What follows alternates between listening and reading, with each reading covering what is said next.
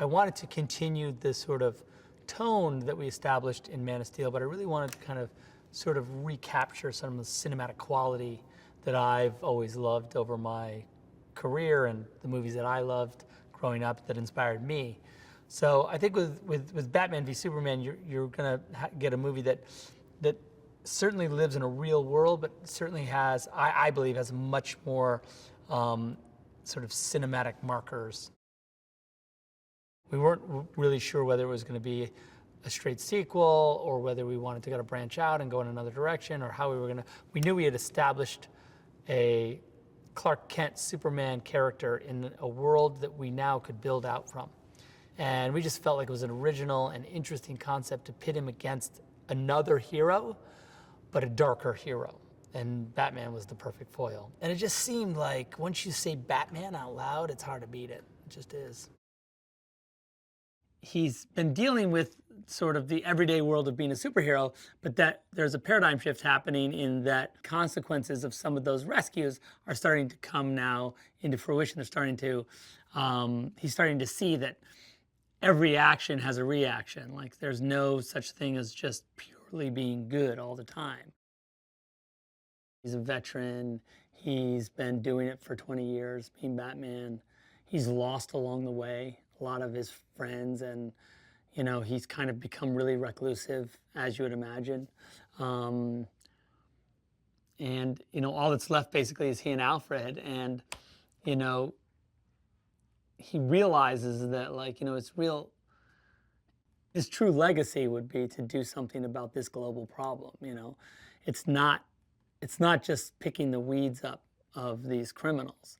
And like, you know, because once you pull one criminal, another one grows in his place. And that's therapeutic for his issues. But the real work would be to kind of change the future of mankind, you know. You know, he's kind of the puppet master of the film, kind of controlling these two mega heroes, forcing them into conflict a little bit, you know, behind the scenes. And it was important to me that Lex be in the movie because it felt like Lex is really the, you know, the big Superman villain. You want him to exist sort of outside of time and be like as big as Superman. And Jesse's done, I think, a really cool job with Lex in making him more contemporary, making him more like he's young, he's multidimensional.